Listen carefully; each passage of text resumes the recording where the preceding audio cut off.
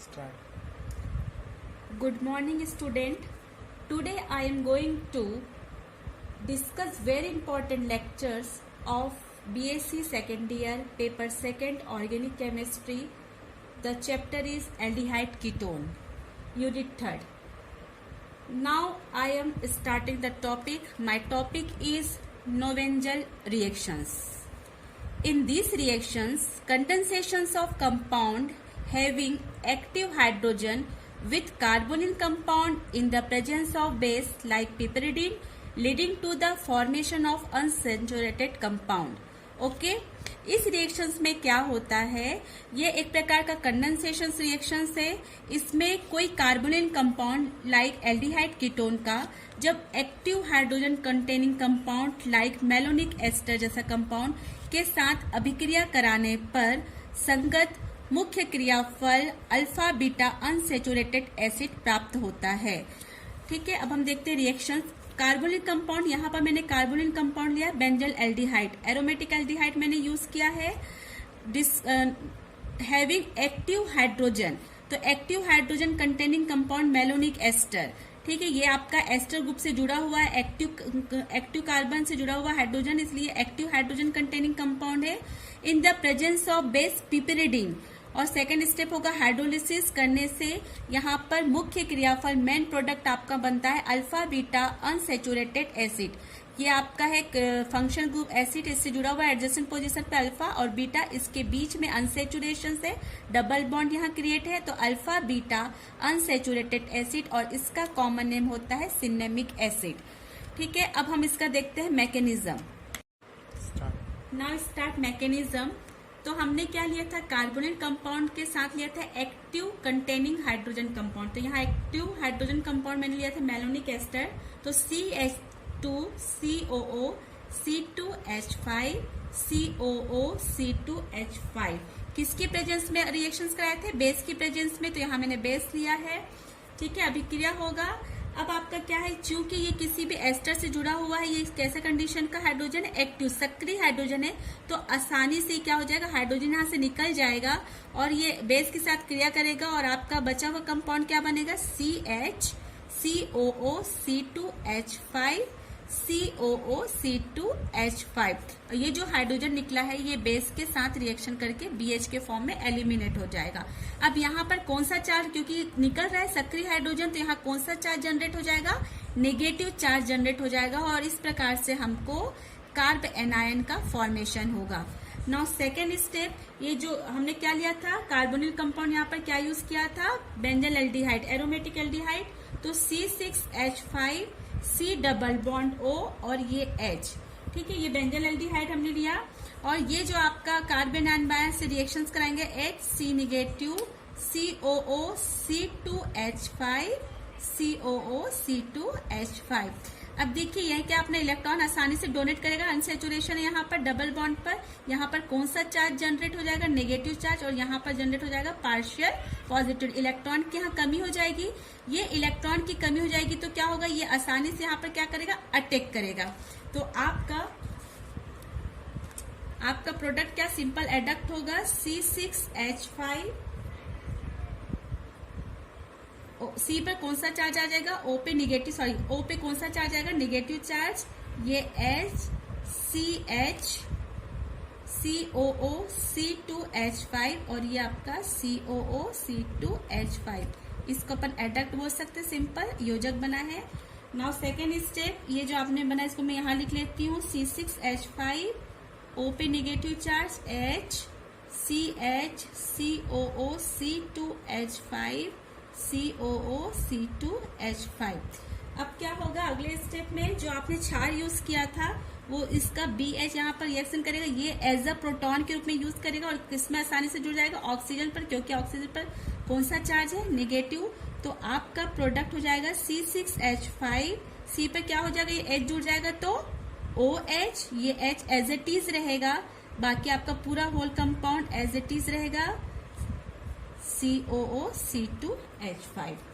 Now next step क्या हो जाएगा, अब इसको मैं इधर लिख लेती हूँ, C6H5 COH H CH COO C2H5 COO(C2H5).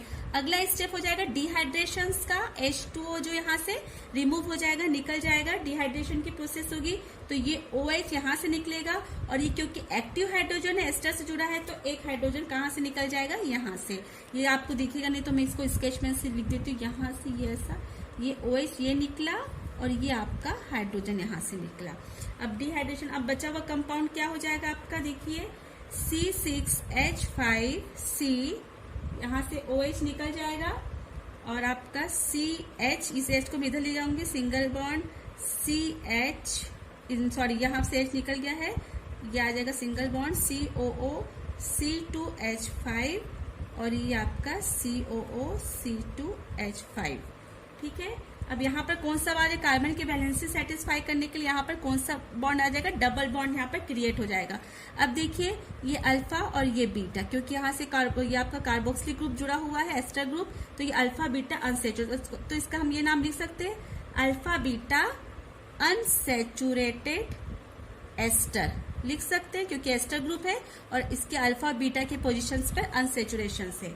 अब अगला स्टेप आपका क्या होगा, C6H5 single bond CH double bond C COOC2H5 COOC2H5। इसमें दो स्टेप होगा, पहला आपका हाइड्रोलिसिस एंड सेकेंड स्टेप आपका क्या होगा, कार्बोक्सिलेशन, डीकार्बोक्सिलेशन। तो आप पहले हाइड्रोलिसिस करेंगे तो ये हो जाएगा आपका C6।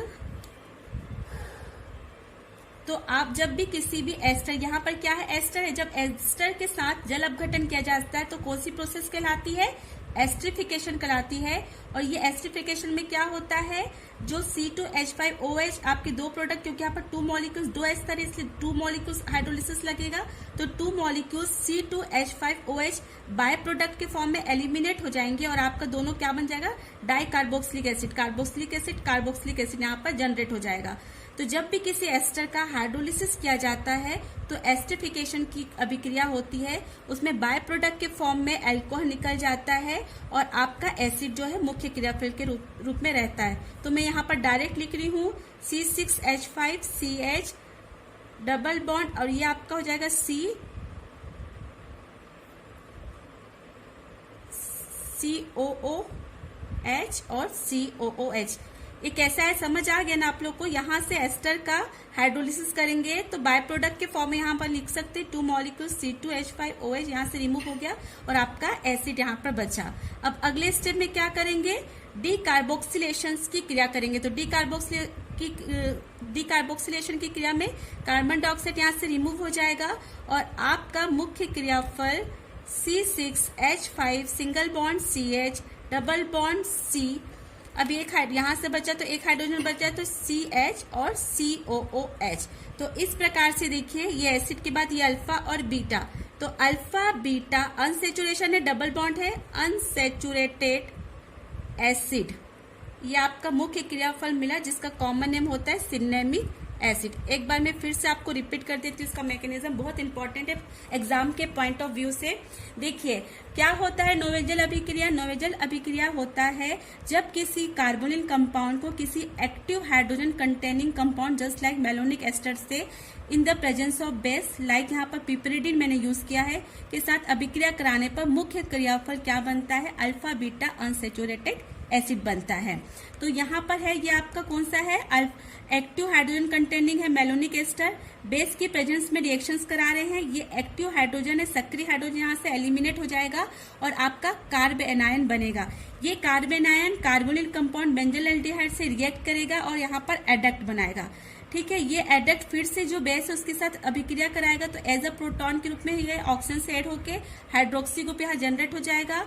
इस हाइड्रोक्सी एडक्ट का डिहाइड्रेशन की क्रिया होगी, H2 यहाँ से रिमूव हो जाएगा और आपका अल्फा बीटा अनसेचुरेटेड एस्टर का फॉर्मेशन होगा।